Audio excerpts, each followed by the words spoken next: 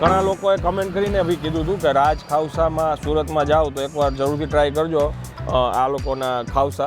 ખાવસા અહીંયા કહેવાય ને કે સુરતમાં જેટલા વ્યક્તિ હશે કોઈ ખાવસાનો ટેસ્ટ નહીં કરે એવું નહીં બને. આ કોકોનટ સૂપ છે, આ બર્મીઝ આઈટમ છે, મતલબ ખાવસા. ઓકે. આપણે આને વેજમાં કન્વર્ટ કરેલી છે ને આ પ્રોપર સુરતની જ આઈટમ છે. ઓકે. આ લીલી ડુંગળી છે. હા. અને પાપડી છે. પાપડી છે. પછી આ લસણ આવશે, ફ્રાઈડ લસણ આવ્યા. ઓકે. આપણી પાસે વેરાયટી તો બહુ બધી છે, અલગ અલગ. Frankie, Maggi, momos, pizza, sandwich, burger, garlic bread, open top, aloo puri, khausa, Maggi, frankie, Punjabi, Chinese, pav bhaji, dosa, બધી જ વસ્તુ મળી રહી. મતલબ અહીંયા આવ્યો હોય એટલે માણસ એમ ના થાય કે ભાઈ આમને કંઈક ને કંઈક ખાઈને જાય એવું થાય. ઓકે.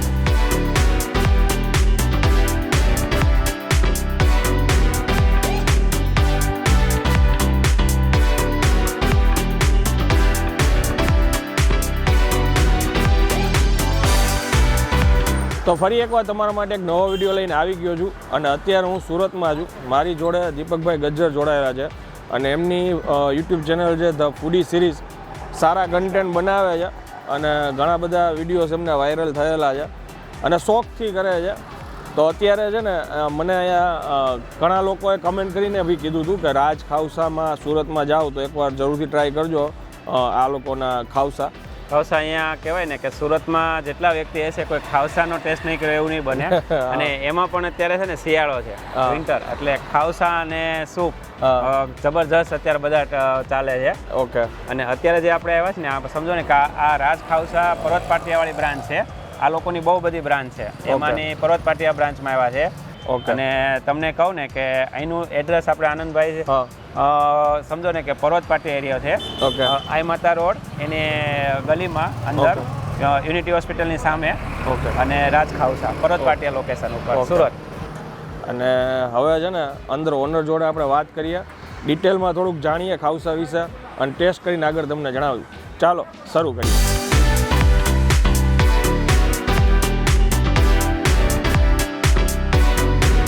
કેમ છો સાહેબ? બસ મજા. બોલો બોલો. શું નામ સાહેબ તમારું? રવિ. રવિભાઈ. ઓકે. સૌથી વધારે સાહેબ આપણે ખાવસાની કમેન્ટ વધારે આવી હતી કે રાજ ખાવસા તો જરૂરથી ટ્રાય કરજો. આપણી સુરતમાં 5 બ્રાન્ચ છે, ખાલી ખાવસા ઉપર જ આપણું નામ ખાવસામાં છે. અચ્છા. ઓકે. તો થોડુંક છે ને અમે શું છે એક્ઝેક્ટ સૌરાષ્ટ્ર બાજુથી આવી છે એટલે અમારે ત્યાં આ બધી વસ્તુઓ ન મળે. ના ના. તો થોડુંક ડિટેલિંગમાં જાણવું છે કે શું હોય છે એકચ્યુઅલમાં. હા. હે ને? તો આ શું છે પેલા?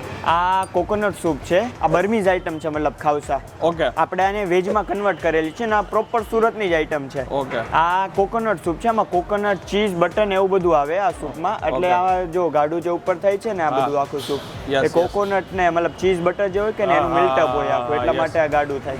ઓકે. આખું સૂપ મસ્ત છે. પછી આ પાપડી આવે, એમાં ઓનિયન્સ આવે, ગાર્લિક આવે, નૂડલ્સ આવે, તીખી ચટણી આવે લસણવાળી, પછી ટમેટો ગ્રેવી આવે, બધું નાખીને એક ખાવસા પ્રોપર રેડી કરીને ખાવાના આવે. મતલબ ચટપટા તીખા મસ્ત મજા આવે. આ પ્રોપર ઠંડીની આઈટમ છે. બહુ મસ્ત. મતલબ પ્રોપર અમારે ત્યાં વધારે પડતા ઠંડીમાં વધારે માણસો આવે. એટલે આ સૂપ એવી રીતના ગરમ ગરમ હોય એટલે સૂપ ગરમ હોય, લસણ હોય, મતલબ પ્રોપર બધી વસ્તુ. શરદી હોય ને તો બી આ ખાય એટલે શરદી વહી જાય. એટલે આ બર્મીસની એક નોનવેજ આઈટમ છે પણ એને આપણે વેજમાં કન્વર્ટ કરેલી છે. હા. સુરતમાં જ થયેલી. સુરતમાં જ થયેલી છે. આ પાછું બીજે ક્યાંય નથી. ના, બીજે ક્યાંય નથી. બનાવો ને એક પ્લેટ. હા. આપણે હું તમને આ બનાવું છું, બધાને મારે બલ્કમાં બનાવું છું ને. ઓકે. તો એકવાર જોઈ લો. આ લીલી ડુંગળી છે. હા. અને પાપડી છે. પાપડી છે. પછી આ લસણ આવશે, ફ્રાઈડ લસણ આવ્યા. ઓકે. આ ફ્રાઈડ લસણ પેલું એકદમ કણીને અમે ખુદ જ બનાવડાવીએ છીએ, મેન્યુફેક્ચરિંગમાંથી બનાવડાવીએ. એકદમ ઘીમાં શેકેલું, મતલબ ફ્રાઈડ આવે આખું. મતલબ બહુ મજા આવે. એકવાર ખાશો ને લસણ તો તમને લસણ નહીં ભાવતું હોય ને તો બી એમ થશે નહીં થોડુંક તો નાખીએ એમ. અને બીજી એક વસ્તુ મેં માર્ક કરી છે, સુરતમાં લીલી ડુંગળી અને લીલું લસણ વધારે ખવાય છે ને? વધારે. લસણ ને ટૂંકમાં ડુંગળી વધારે ખાવામાં આવતી હોય. એમાં શું થાય, લસણ આપણી ઇમ્યુનિટી શક્તિ બૂસ્ટમાં ઘણી હેલ્પ કરે. યસ. એટલા માટે લસણ તો પ્રિફર કરવું જ જોઈએ, બધાએ કરવું. Yes yes yes yes. પછી આ નૂડલ્સ આવે. આ નૂડલ્સ છે.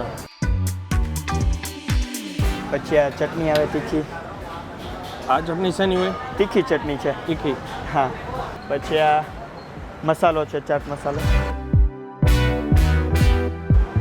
આપણે આમાં લીંબુ મૂકી દઈશું.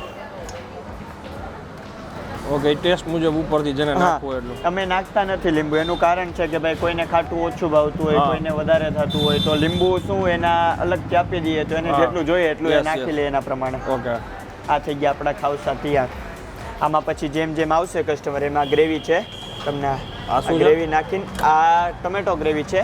Okay. આ ગ્રેવી નાખીને સર્વ કરવામાં આવે લાસ્ટ. Okay. અને આ કોકોનટ સૂપ છે આખું જો. ઓકે. એકદમ ગરમ ગરમ આવે. આપણે કેમ મંચાવ સૂપ પીએ તો આ મંચાવ સૂપ ટાઈપમાં જ થઈ ગયું. Okay. પણ આ આખું પાપડીની વેરાયટી થઈ ગઈ અલગ જ. Yes yes. એટલે આ જોઈએ એવી રીતના આપણી રીતે લઈ લેવાનું.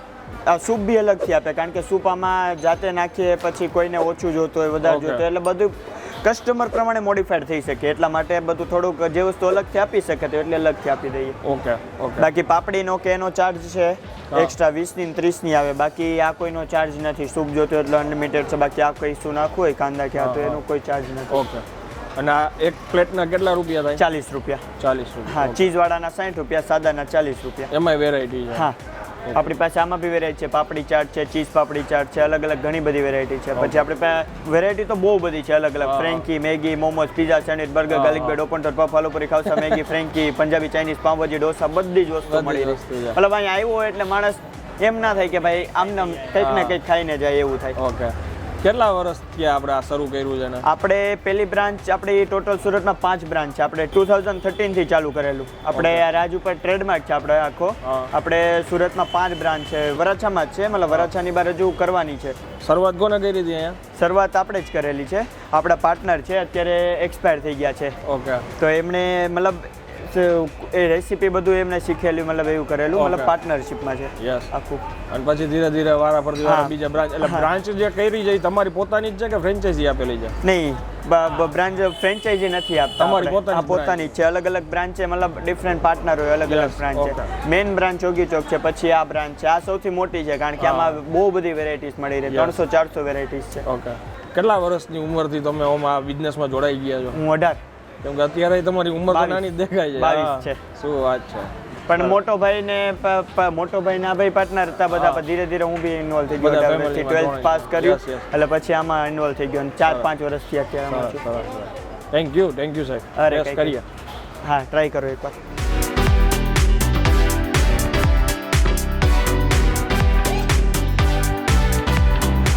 જો આનંદભાઈ આમાં છે ને મેઇન વસ્તુ જે આની અંદરની પાપડી છે ને એકદમ ક્રન્ચી આવે. ઓકે. અને આમાં જે ગાર્લિકનું આ લોકો છે ને અલગથી એક કહેવાય ને નાના નાના ટુકડા બનાવે છે. અને આ આખું કહેવાય ને કે ટોમેટોની પેસ્ટ છે.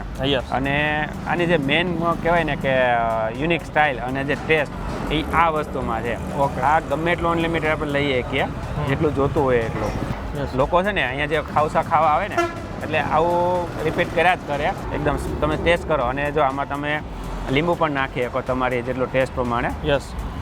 પેલા મેં કીધું એમને ટ્રાય કરું એકવાર. હા, તો અમે બધા ત્યાં અમારી ઓફિસની બાજુમાં જ છે એટલે અમને વીકમાં 1-2 વખત તો થઈ જ જાય અહીંયા. અને હવે તો બધા ફ્રેન્ડ જેવા છે સારા એવા. ખાવસા તો કહેવાય ને કે રાજના છે ફેમસ. ઓકે.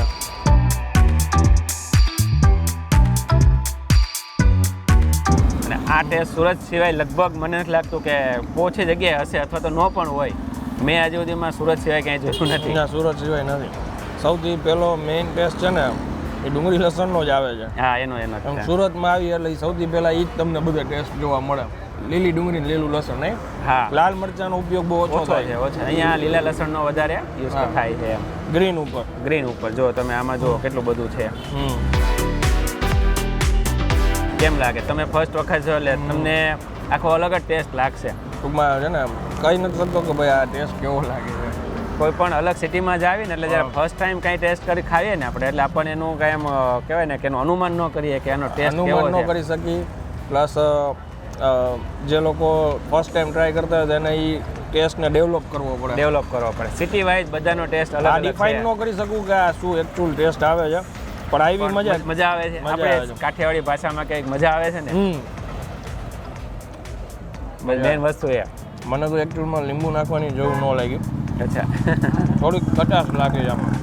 આઈ થિંક આને લીધે આ છે જ ઓલરેડી ખાટું. હા, સુરતમાં થોડાક ચાલો ને 4 જેટલા 4 રસ્તા આવે ને આલુપુરી અને ખાવસા તમને મળશે જ બધી જગ્યાએ. બધાનો ટેસ્ટ અલગ અલગ હોય પણ અહીંયા બહુ સારું અને ફેમસ છે. એમ શોર્ટમાં કહું ને સૂપનો ટેસ્ટ છે ને ચીઝી થોડોક લાગે, થોડોક ખટાશ પડતો છે અને લીંબુ તો ઉમેરવાની જરૂર મને ન લાગી. અને પાપડીને લીધે ક્રન્ચીનેસ લાગે છે અને ગાર્લિકની ડુંગળીની એની મસ્ત ફ્લેવર આવે છે. હું ઘણીવાર છે ને અહીંના સુરતના ઘણા વિડીયો મેં જોયેલા હોય તો હું એમ કહેતો કે આ શું છે એકચ્યુઅલમાં ખાવસા.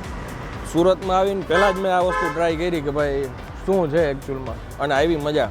કદાચ કોઈને વિડીયોમાં જોઈને એમ લાગે કે નૂડલ્સ છે, પૂરી છે, આ શું છે, કેમ મજા આવતી છે, પણ 4-5 વસ્તુનો મિક્સ કરે. તમે નહીં માનો, અમે સુરતમાં રહીએ ને તોય અમે ઘણા સમય સુધી જોયું કે સારું નોનવેજ તો નથી ને, કારણ કે જે પ્રમાણે નામ ને હતું ને તમે દૂર રહેતા કે ભાઈ આપણે ટેસ્ટ નથી કરો. પછી ખ્યાલ આવતો રહે ધીરે ધીરે કે નહીં આ વેજ વસ્તુ છે અને આવવાનો ટેસ્ટ છે.